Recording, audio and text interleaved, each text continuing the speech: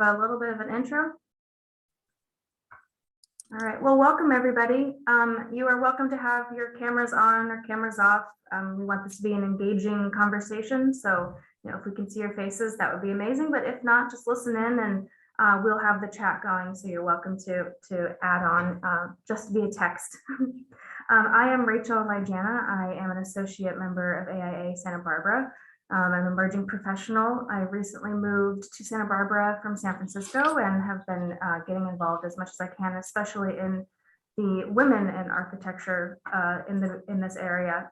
So this is our panel on women in architecture, the AIA Fellows. As a note for AIA members, you will be receiving 1 learning unit plus 1 health, safety, and welfare educational credit. So please make sure you follow along with that. And then we want to also thank our monthly sponsor, which is Herca Construction. We're going to be having a panel discussion from 3 wonderful women today, inspiring women for all of us. I'm sure we have mixed genders attending, so we will reach the masses today. Our panel is Rona Rosenberg. She's FAIA DBA up in the Bay Area, and she is currently AIA California 2022 president. And her work spans public and private sectors. Sylvia Kwan, also in the Bay Area, and her work has spanned public and private sectors. And Cassandra Ensberg, I believe you're here in Santa Barbara, FAIA and the lead AP. And you are also the 2020 Santa Barbara Luna Maria Riggs Award recipient. They are going to be diving deep into who they are, what makes them tick, and how they got to where they are right now. And they'll each have about 10 minutes to speak, and then afterwards we'll have time for a Q&A. And again, just keep sending things in the chat if you have anything you want to add. So first, we will be hearing from Rona.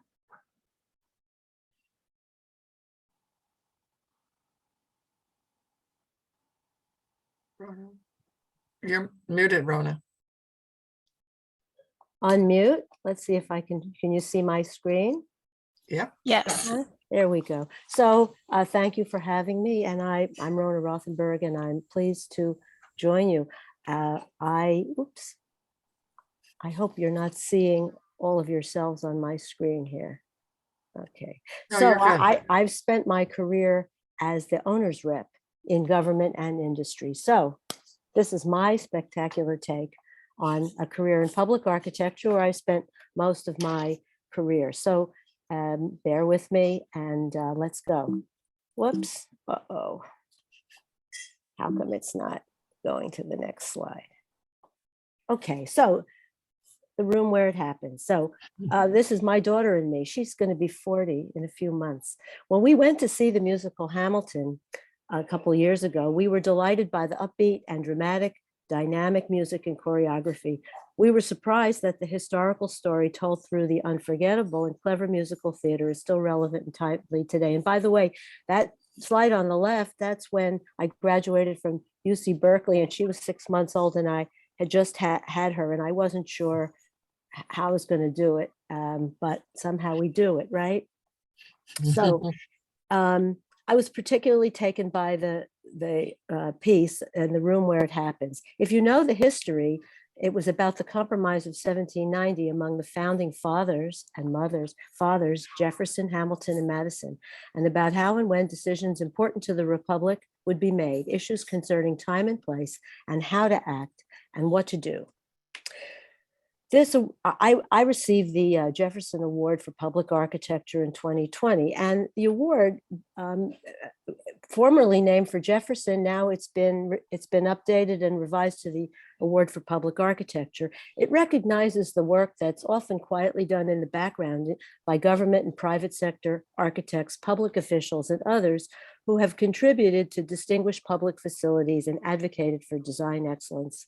Regardless of how we view him now in this time and place, Jefferson was a statesman and an architect in government. His contributions reflected on the importance of architects in government, of government buildings that are enduring, from courthouses to public schools and jails and everything in between. and how action happens in government for architects, architects who work in government, architects who serve government as consultants, architects that serve on planning boards, and we have a few architects in elected positions. And that is a place where California is today for our national agenda, and the role that AIA California plays in representing the 20,500 architects in our state, the largest component in the country, and about 18% of all the architects in this nation. Jefferson was a man of his time, and we're of our time. He was a white man of means and privilege, a slave owner, and he envisioned a more perfect union someday. So 200 years later, Representative John Lewis of blessed memory, son of sharecroppers, patriot and statesman, said, "The dream is still in process and becoming reality. That's why our work as architects matters." So I've dedicated this slideshow, which I've shown a few times, to our thoughts and dreams and our life's work and his life's work. So this is about me. So, and some of these are a little outdated, and I'm about to have another grandchild in a couple months. I have a family tradition of public service. My parents were first generation Americans. My dad, second from the lower left there in Giza, left college in 1941, engineering school, enlisted in the Army Air Force and spent 4 years in Egypt and Iraq. And he finished his degree in the GI Bill, retiring as the chief engineer at HUD in 1989.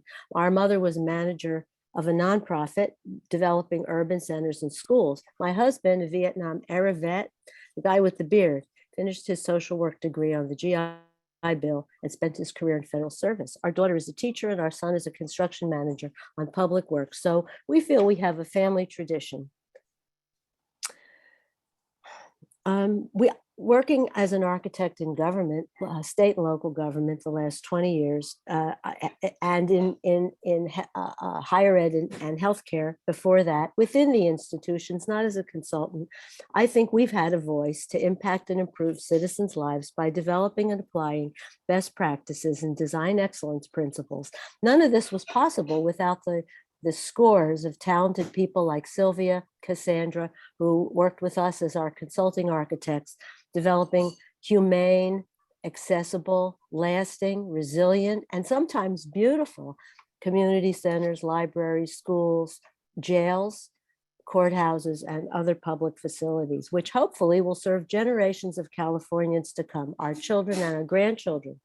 Many of you know that as an institutional architect, my career, I advocated for design excellence, working with and supporting talent of my fellow architects' firms. And these were some of the projects that we did that we were so proud of. Oh, I live near a fire station. Sorry about that. And we always worked with clients from sheriffs to judges and everybody in between, our consultants and our builders and others, to make sure our work was lasting. It was my experience that architects are particularly well suited to this work as problem solvers in institutional and consulting roles to influence decision-making about strategic capital and facilities planning, selection of sites, workable, functional, and space programs, disposition operations and maintenance, including resilient and sustainable solutions, and then design excellence. My vision for our profession is that the challenges of our time, both economic and physical, will compel more of our fellow architects to consider new and different solutions and new and different career paths as construction managers, as clients in government industry, as elected officials, and every other path, as well as designers and consulting architects in practice for the public benefit. I think when we're working in our work, wherever it is, these are just some of the work we did and the people that did it over a long period of time. I like the field. That's my passion, love being in the field. I think that we have to be ourselves. We have to think about future generations and why delivering quality public buildings matters. I think I'm fortunate that I've been able to do meaningful work, serving in the AIA, serving through the Academy of Architecture for Justice and the Public Architects working group, which the knowledge community is just amazing. If you haven't been engaged, serving as a commissioner on a planning board, as a distinguished visiting fellow for UC Berkeley, volunteering in the community. I feel I've been lucky to have well-paying work and sustaining a 43-year marriage, supporting our parents and our grandparents, our children, and now our grandchildren. I love the opportunity to give back, to have fun,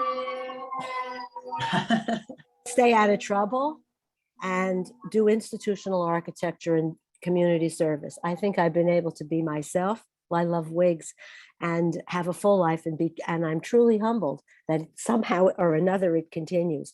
To think that our collective work in government and our work as architects serving government and serving the public in every way, and to be part of design, construction, and client teams has had an impact on the future generations of Californians and other Americans is really remarkable.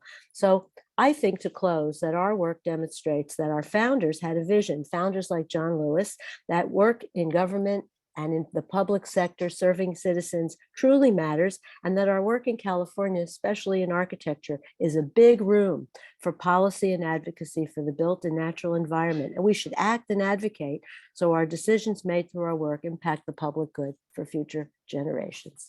Thank you. Now I'm going to stop sharing. And I think I'm just at 10 minutes. Yes, you are very prompt.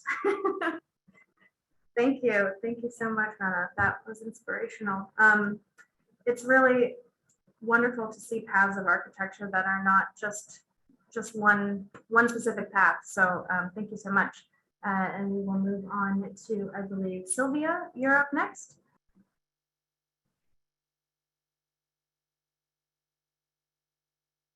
Sylvia, you're still muted.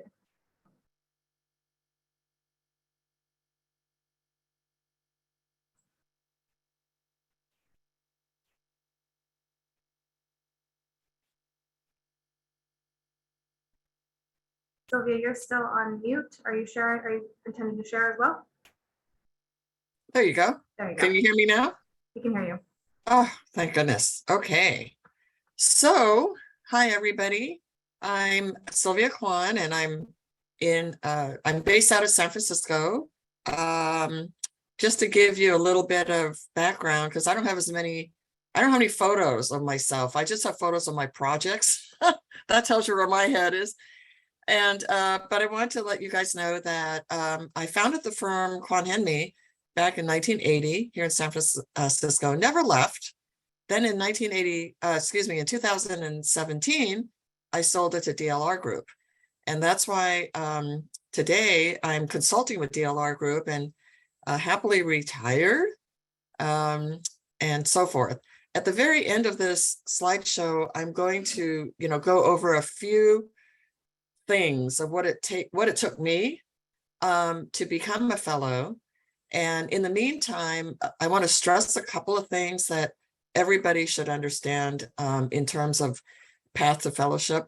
One of the things is that we have to do really, really excellent work, whatever your role is. And Rona, for example, shows some beautiful buildings that she managed. She was the client, and she made sure that design quality was there from day one till the very end when it was completed. So that was her role. My role in a private firm was a little different. We had to do projects that were excellent. Now this project I'm going to show you, I'm showing you like a variety of different types of work.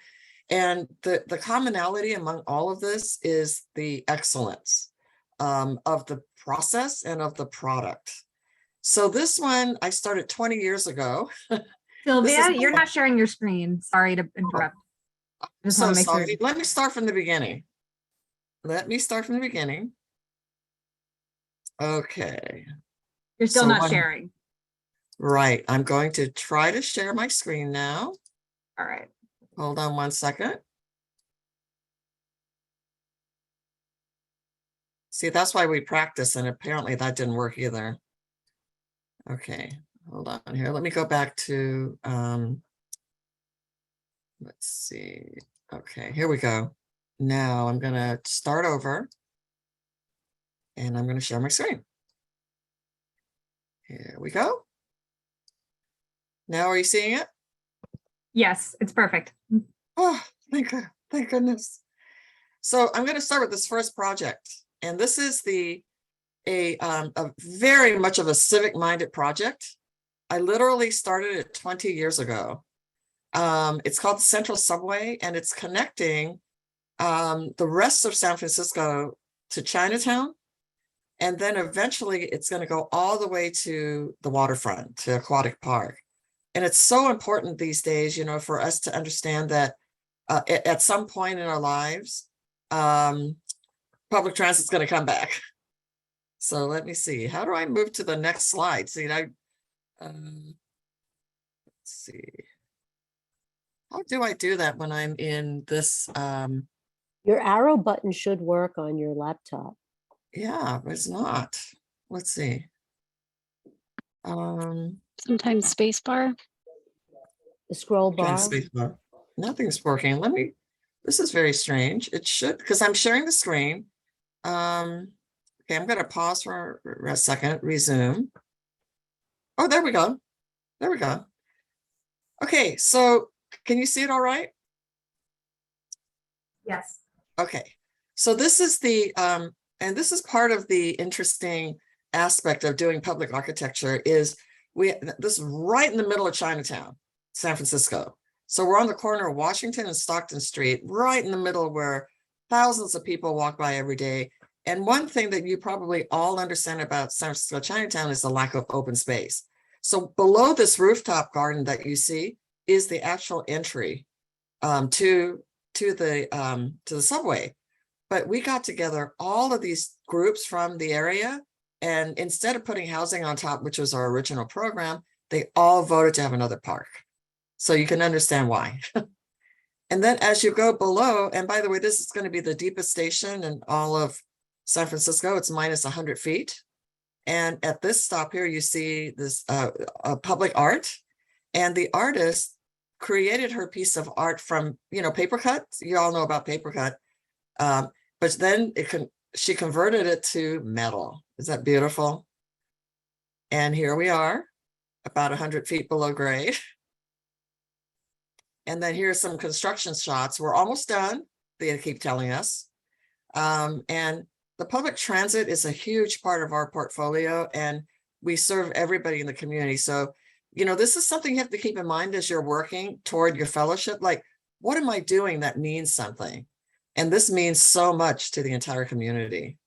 And here's my team, part of my team, on a tour again at the top of the whole darn thing, and the detail of the art. This one is housing, and as most of you know, housing is at a very much of a premium, and so we use every square inch possible to make it work. This has both market rate and affordable in these two towers. And you see in the foreground, that building, it's a historic building, which we kept. And we use the facade to go into the lobby and so forth. And, again, we worked with a bunch of community groups and including the city historic resources group. And everybody said, listen, we need to keep the historic fabric to some extent. And so you can see that it looks pretty nice, and you'll see on the interior what happens. Okay, if you go to the top left side, the top left image, that is the historic building. So you come in and you're at the main entrance. The top right view is from the roof looking down. If you're afraid of heights, don't look at this picture. And then bottom left is actually the interior courtyard where both buildings connect now. And then on the right is a detail of the some of the precast members we use and the really interesting design. It's one of the buildings I'm really proud of. We built this about 6-7 years ago, and it's a huge success. Now, this one, because you guys are close to LA, here's another public service. Can you please thank me for now getting rid of all your cars at LAX? Thank you. It's a horrible place, as you know. Well, I was just there a couple of days ago and I was cursing the whole time. But we are part of this P3 team, public-private partnership.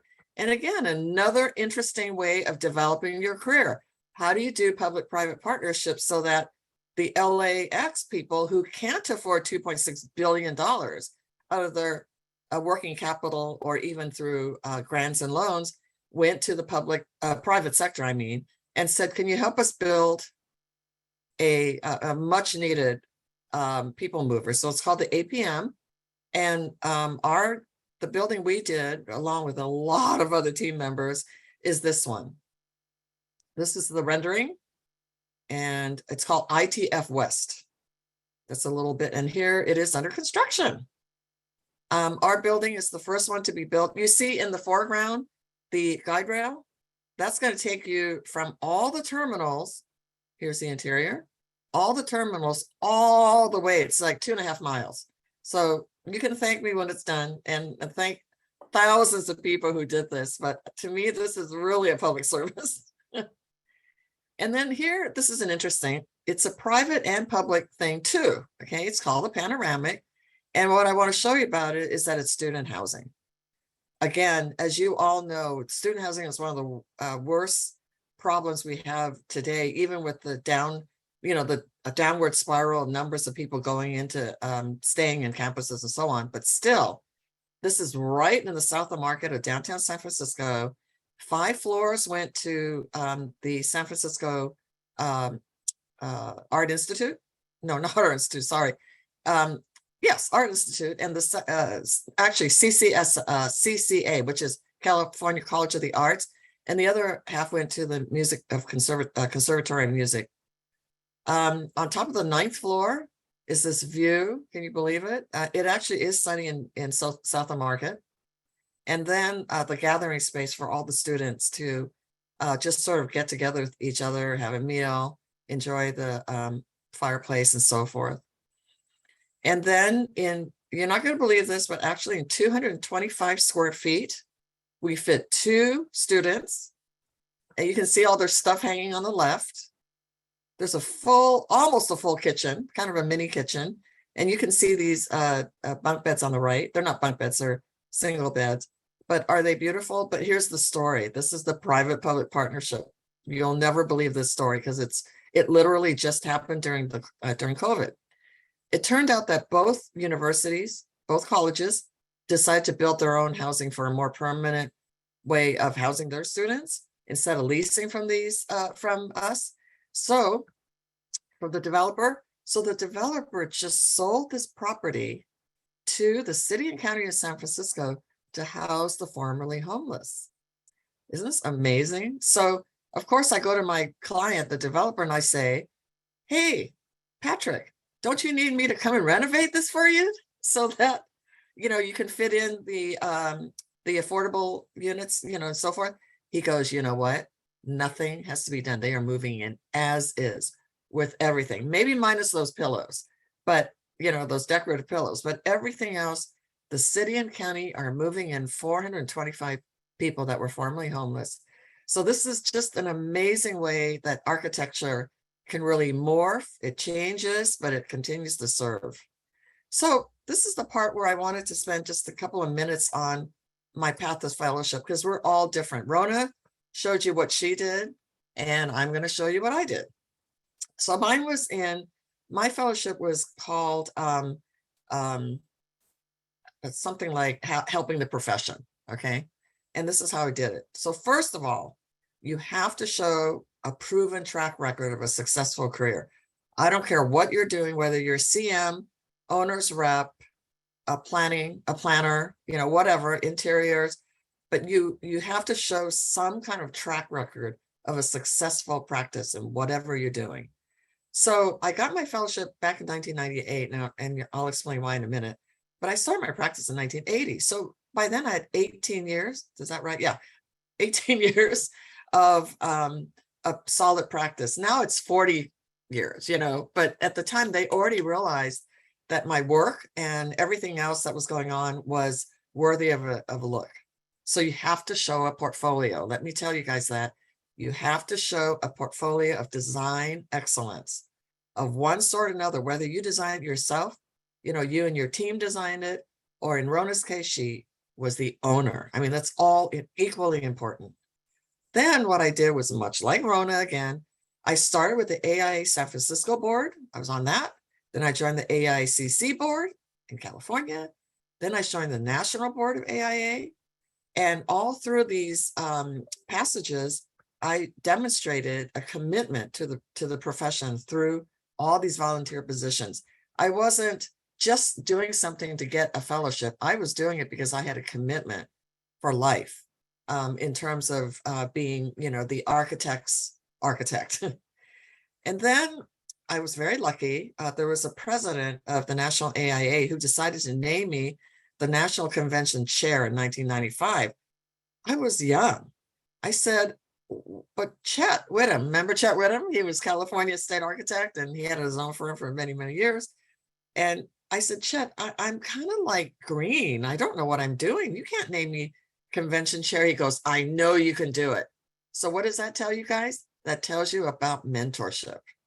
You need a strong mentor who will guide you. Without these mentors all the way through every step of my trip, my path to fellowship, it would not have happened. I could not possibly have done it on my own. So Chet picks me out of the crowd and says, you're going to do it. And I ran the darn national convention. And it was a really, really successful convention. And of course, you get national recognition. So that was that national visibility. So what am I talking about? Regional, your local visibility, your regional, state, local. Then national is important because when you fill out your forms and your whole fellowship application, they're going to look for national influence. And you're going to say right now, oh my gosh, that's never going to happen. No, no, no. But yes, you can, because you can do it through publication, which I did. I had lots of projects, an architectural record and so on and so forth. So get published, write papers, maybe participate in writing of a book, get on blogs and all these other ways that you can show your national presence, okay? The Sylvia, next we're thing, to wrap up a bit of time. yep, my last point, thank you. Yep. thank you. And then the thing that I was most proud of, actually, one of the most proud things was the international visibility. Hey, if you can get that, bonus points. So I was one of the people on the national board of AIA that helped AIA Hong Kong become a chapter. So they wrote me a thank you note. I stuck it in my AIA, my fellowship portfolio, and boom, everything fell into place. So it was not something I planned per se, but this is the path that I took, and it worked. Thank you. Sorry I took too long. No, thank you. Thank you so much, Sylvia. We also are going to be moving on to Cassandra. Okay, now I'm going to share.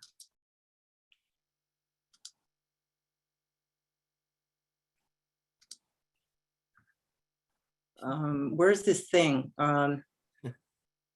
Let's see. Go to slideshow Slideshow. There you go. Where is it? at the To the top. right. Keep going to the right. Where it says slideshow. Towards the top, it's next to animations. Oh, right here, up here. Play from Yep, start. click and start. Yep. There you go. Okay. Okay, well, we're all unique, right? Everybody's different. Thank you so much. I'm so pleased to be here, and it's so inspiring to see the work both of Rona and Sylvia, and I'm so thrilled to see the work for mass transit. You've hit everything that is so, and the art, homelessness, so important. So I just appreciate you both so much, and I'm so happy to have everyone here. I'm going to try to be quick, but I have a lot here. So I came to being an architect in a very unconventional way. My crazy life as a military kid. And here I am. This is me at 2 on the right. And then here I am at 5 on the left. And for some reason, the arrow on the right-hand side, I can't seem to get to. There, okay. So, and with my color crayons, my most favorite thing in the world was my color crayons. I was born on Cape Cod. My mother was a Mainer. She is a Mainer. My birth father was an Air Force pilot from New York. He was lost in the Korean War when I was a few months old, and he was never found. My father, by adoption, was also an Air Force pilot, but in his heart, he was really a farmer. Ensberg is Norwegian, and he was born and raised in this small town of South Dakota. I'm showing you a number of just, how I came to here. How did I get to this place? What was it that formed me and made me who I am? So this is a painting that he loved, and it's a very typical of South Dakota. Here I am over here in a bucket of leaves. This was my first trip to South Dakota. This house was a very magnificent house that was designed and built by my great-grandfather and had many beautiful details on the inside of it. And here you see the well on the side, and there's my dad's Martin house over there. Tom and I were married here, my husband, we were married here. Our next stop, crisscrossing the world every couple of years is Vacaville, California. And here's the house we lived in. I was 5 years old now.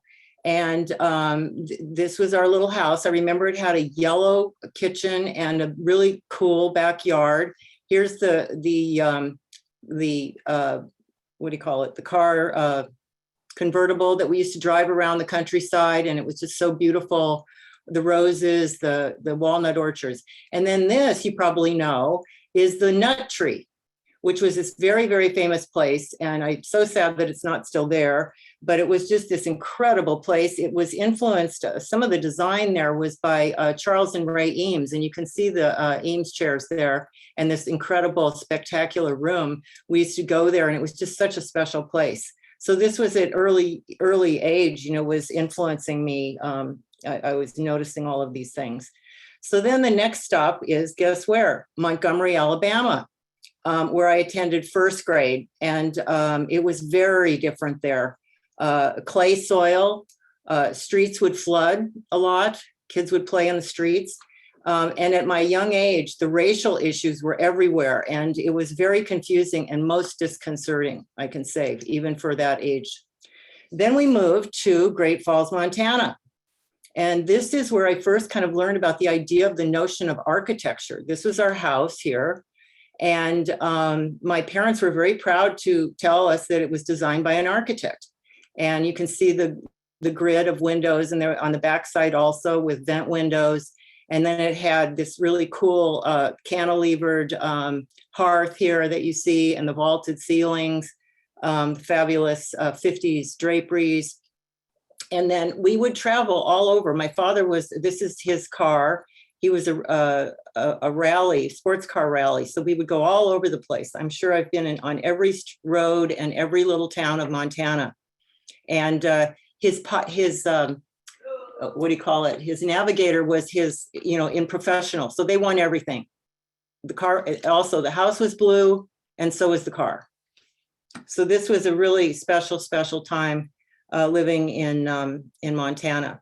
Then we had 5 people in my family. I have a brother, a younger brother, and a younger sister, 5 people and a dog. We couldn't afford to stay at hotels all the time. So we had this trailer, which is really an incredible piece of architecture. It's like the Transformer house, right? Everything folds out and you can sleep all these people. So this was, this was, the exposure I had to so many places, and the natural environment of our amazing country. So we slept in the trailer, and then we were off early in the morning to go explore the world. And also the grandeur of our national parks and the lodges designed for those very special and sacred places. I would say Old Faithful is probably my favorite, although I was also very fond of teepees because my Girl Scout leader had one in her yard, and I just love that. So let's see, I'm going as fast as I can. My first 2 years, then we moved further north to St. Albert, a small town north of Edmonton. And we lived there for my middle school 2 years. And I used to go to art classes in an old mansion in the big downtown of Edmonton. And then on from there, we moved to Portsmouth, New Hampshire, where my first 2 years of high school, and we were in a big, beautiful school that was as gorgeous as Santa Barbara High, beautiful old school. And we often went to Maine to visit my mother's family and to stay at our lake cottage. and to eat lobster. And we traveled to Boston and New York City and Washington, D.C. to see all the great, the big cities and the natural wonders, the architecture and the treasures of our national capital. So then guess what? We moved to, for my second 2 years of high school, we moved to Fargo, North Dakota. So that was a real hard transition. I'm just going to say that. These are, I was always an artist. I always knew that. And I had the universal notion that a career in art would get me nowhere except for poverty stricken. Nonetheless, I graduated from Colorado State University with a BFA and concentration in interior design and with some classes in construction administration. At this time now, my family's in Okinawa and I'm in school. So I went there during the summer to visit them. My father was flying transport planes during the Vietnam War. And that was a real eye-opener to be there at that place at that time. These pieces are ones from that era that I did while in Okinawa and at high school. And these pictures are still hanging in my mother's room today. Then I moved to Denver. I found a job. I got a studio apartment. I began working as an interior designer in the resort areas. I was very fortunate to work with Fitzhugh Scott, who's one of the former founders of the Vail, Vail area. And he taught me to always step back. I worked on the Vail Athletic Club and Hotel. And he always taught me to step back and to remember the big goals and to critique each and every element of the design. And then later I moved to Hooverberg Desmond, the firm of Hooverberg Desmond. And this is a project that I was so honored to be able to work on. This was a restoration of a U.S. District Courtroom for the judge's Richard Maitch. He was appointed by Nixon, and he presided over the Oklahoma bombings. And I want to read this. He sent this letter to us after we finished this work. And I want to quote what he said, because it has impacted me like every day of my life, practically. He says, "I am pleased to tell you that the design has contributed significantly to an improved performance by all who participate in the work here. The aesthetics have, of course, played a part in that improvement. I have noticed that the people who attend the court as jurors, witnesses, litigants, and lawyers have shown an enhanced awareness that they are in a very special place, playing very important roles in giving life to the law." End of quote. And I just think of this all the time. It just wraps it all up for me about the importance of architecture and what both Rona and Sylvia already have said as well. So then I came to Santa Barbara and I joined Design Arc Architects team. And I was fortunate to work on the LA Fashion Institute of Design and Merchandising. I also worked on the Wine Cask restaurant in the historic Gold Room and other projects at UCSB. I met my husband, Tom, at this time and at a lecture at the Santa Barbara Museum of Art. And we were married in 1998. We have two sons. One is his son from a first marriage, who's an artist in Santa Fe. And then my son, our son together, who is a structural engineer and who works here in town now and is volunteering for AIA here in town. I promise I'm getting there. I transferred my membership from AIA from Denver to Santa Barbara. I've always been a very strong supporter of AIA and the goals and the importance of the work. And this is when the idea of the Kids Draw Architecture program was created. And this shows you a number of slides of that program, which is to have youth introduced to the idea of architecture and understand the power and importance of it through the simple act of sketching important public buildings. So that is what we do. And here you can see all these, and here's my mom, because we do adults too. Old people everybody has to draw. Everybody draws. So then in 2012,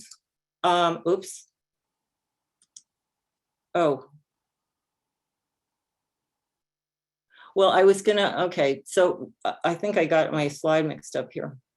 I was saying, back when I was talking about my husband, and we formed our firm in 1996. And then these are just a couple of very quick slides that just show some of our work, just kind of a smattering of it. And just showing that what we really are focused on is, whether it's big or small, whatever it is, it's about sustainability, it's about art, it's about the natural environment, it's about a small footprint, it's about reuse, preservation, restoration, and community. So these are just examples of our work, and here's some more. Okay, then now on to Robert. In 2015, my friend, here you see him, Robert Uli, recently retired county architect. He was elevated to fellowship for his outstanding work.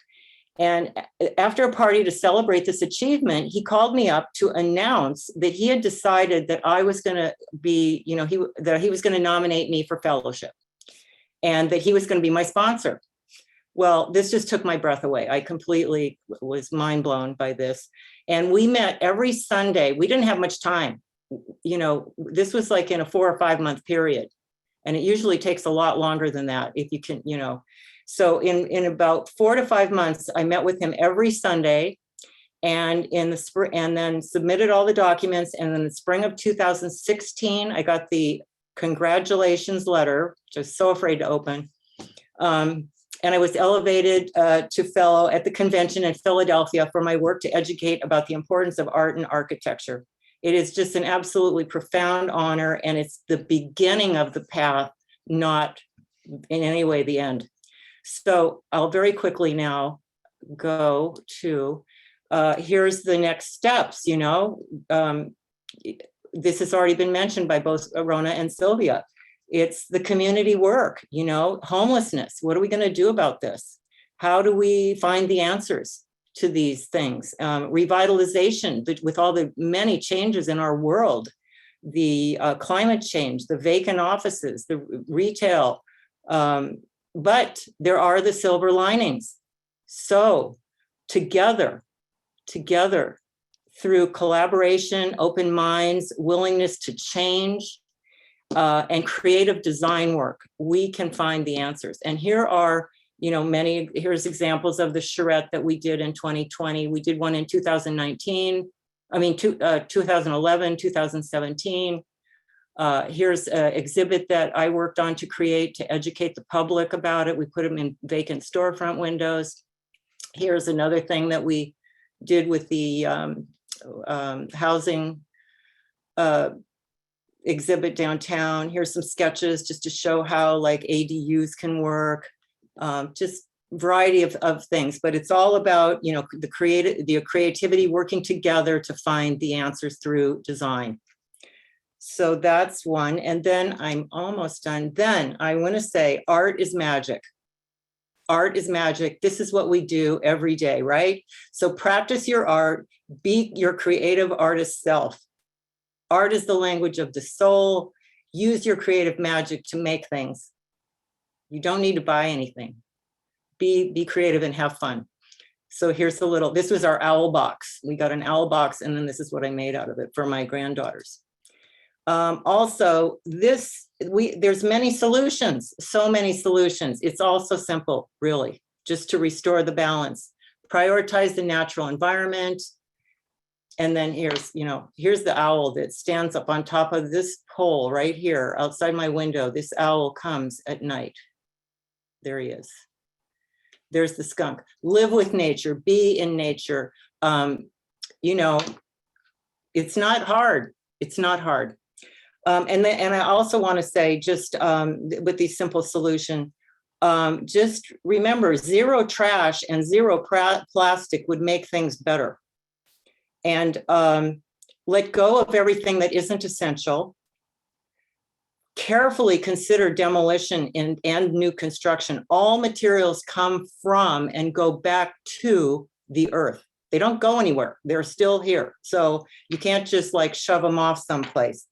And I also want to say, daytime is for work. That's when the light is out, the sun is out, the sky is blue. Use the natural light. Night is the time for rest, the dark, the moon, the stars. Turn off the power.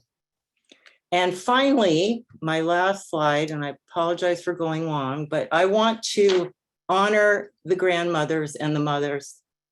My mother's mother, right? My mother's mother, my grandmother right here, Grace, was the first woman valedictorian to graduate from the University of Maine. My father's mother here, Thea, passed away way too young. She was supremely elegant, and she made the best sugar cookies for us to eat in the hammock when we were swinging out in the hammock. My husband's mother, my mother-in-law here, Dommy, we call her, taught me how to be a gardener. She was a master gardener and an artist, amazing. And this is my mother, Lois, who is here. And she taught me Eastern humor and persistence. At 29 years old, she overcame a brain hemorrhage that almost killed her. Now at 93, she lives with us, and I serve as her secretary and devoted servant. So finally, I want to share the wise old saying that my mama told me and her mama told her, and that is, use it up, wear it out, make it work, or do without. And these ideas guide me every day. And I think about all of this as I think about the little ones here. These are my two nieces, my granddaughters, and the ones yet to come. So thank you for hearing my story and letting me go a little long. I appreciate it. Thank you so much, Cassandra. And thank you to all three of you for sharing your stories. I think what is beautiful is that you all have diverse work, diverse interests, but it also still grounded you in, you still have a similar grounding in that you want to do good for people, to get good for the earth, to have it be beautiful, have it be interesting. And I think that that probably is what really led you all to be a fellow. And I have a couple of questions. Looks like, I think Elena already also asked, Rona and Sylvia, for you two, what really inspired you to apply for the fellowship? Well, I'll start. Yeah, go ahead. I just wanted it. I went to, I wasn't in the practice, and I got involved with AIA, and you know, like most people, you know, I mean, I had to make a living, and I did whatever kind of work, from, you might say, from the sacred to the profane. I mean, I didn't expect that someday I'd be a manager and produced all those sexy buildings. I did roofs, I did interiors. I mean, worked on mechanical projects. I mean, when you work inside an institution, or maybe even in practice, you get work that's just bread and butter work, and you have to do it. And that's the fine grain of what really affects people from day to day. Is it clean? Is it cool? Does the phone work? And that's how people experience. And then I was at the conferences, and I saw all these people with their medals and their red pins, and I thought, hey, I want that. And it took me a little while. It took me a couple of tries. Of course, I worked in government, so I did it myself. And there were 6 categories.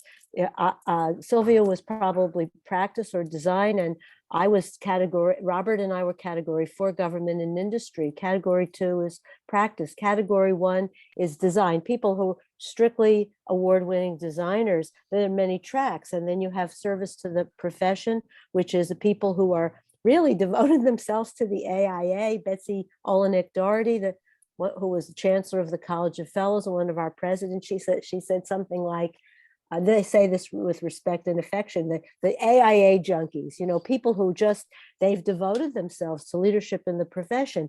And then you have category 5, Cassandra, this is service to society, people who do meritorious work as pro bono and as volunteers. Now there's a new category, education. So there's a misconception. Well, if I'm not, you know, a famous designer, well, you don't have to be a famous designer. And there are different tracks. And as they say, we've been doing a lot of outreach to work with people, because when I got it, 2008, our daughter was 25. Now she's going to be 40. And I said, well, what do you think? And she said, well, everybody's old.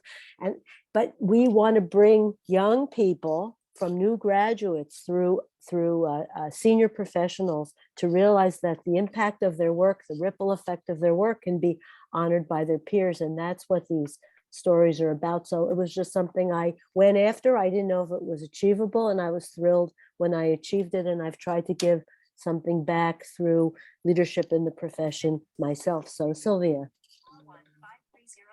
Yeah, let me tell you about mine. Sorry, I don't know how to stop my phone from ringing. Okay, I'm gonna hide it. Okay, so in my case, it was a combination of several factors. I mentioned all that visibility that I had received, pretty young, because I'm sort of an early bloomer rather than a late bloomer. And so I did a lot of stuff really young. And when it was time after the national board, I thought, well, I've done a lot of stuff already. And then I looked around and I got this really interesting statistic at the time. And I don't know what it is now, but at the time it was something like 0.3% of fellows were women.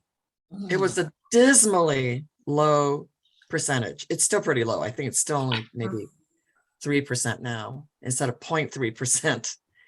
And so I took it upon myself that it was a challenge, that I wanted to demonstrate that women had the credibility and the credentials to be fellows.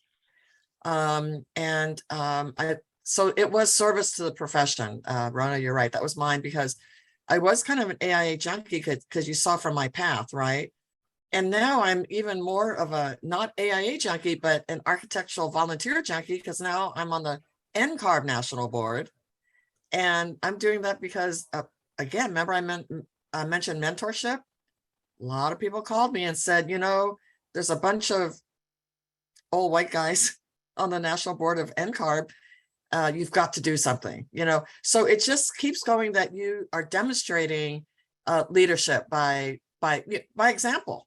So I went for it and I got it. And I cannot believe, like Rona, I cannot believe how proud this has made me. I mean, the FAIA has been a lead for me for everything. People introduce me, oh, she's a fellow, it's a big deal kind of thing. So it's a kind of a medal to yourself that you are worthy of being in the profession and that you're on the top of the profession. That's why I did it. Yes, agreed. It is a big deal. It's wonderful. It's a big deal. Yeah. Did any of you find any extremely challenging aspects to that application process of the fellowship? Well, just to jump in, because I found that you can't always find people to help you.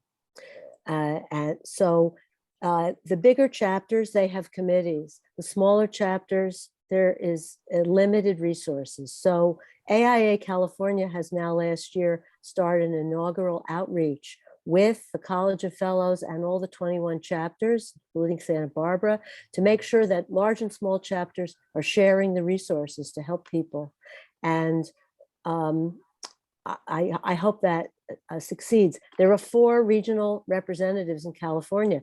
Robert Uli, our colleague from Santa Barbara, Robert Uli, and Mike Enemoto from Gruen in Los Angeles. Those are the outreach. You need help, contact one of them. And in Northern California, we have Joyce Polhamus, principal at Smith Group, and Aaron J. Highland.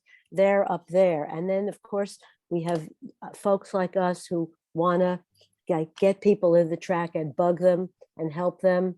And some people pay and get an advisor, and others work with their colleagues. So I think the challenge is, like, how do you start and who do you work with?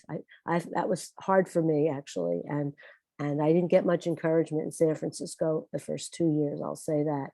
The guy was like, well, we don't work with public sector people. And eventually I got it going. So, don't give up. Right. Don't give up, because in this business, you need kind of tough skin anyhow. So it's good practice. Very true. And you can get help from, I mean, here in Santa Barbara, I mean, I'm certainly here and absolutely would help. I think one of the things that is really important is to, just like you saw today, here we have 3 different people with 3 very different stories.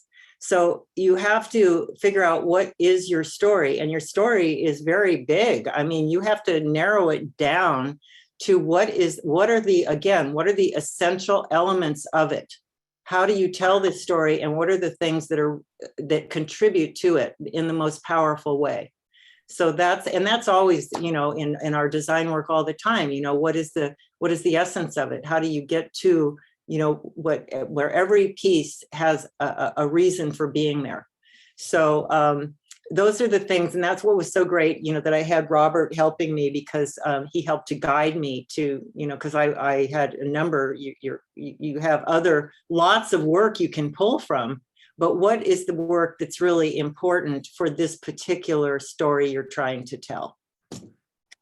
Yeah, and I see that one of my colleagues, Osma, is on the call right now. And she's the one who actually did most of the work on that LAX people mover that's called LAWA. They call it Los Angeles World Airports or something. But anyway, she's an example I want to give as someone who is young, but I see fellowship material in her already. Osma, I know I never told you that. Hello, surprise. Hi. Fellowship material. And you know why? Because people who become fellows, I think, demonstrate pretty early in their careers about either whether it's commitment or passion or talent or whatever it is. They're not just run of the mill. They are special. You are special. Those of you that are on the call right now already know that there's something about you that's going to create an interest by the fellowship committee, that you have a story. I mean, I was fascinated to hear, Cassandra, that yours was through art and architecture. I mean, how cool is that? And how unusual, if you will. I mean, most of us follow a path, right? Well, whatever path we choose, but your path is like a merger of 2, and it was created over your whole life.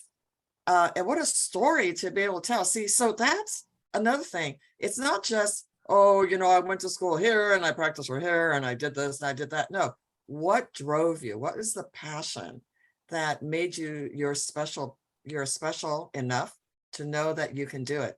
Now, I want to answer the question though, that you posed, which is the sort of the roadblocks. Well, here's one for my husband, Dennis Henry. He's also my partner in the firm.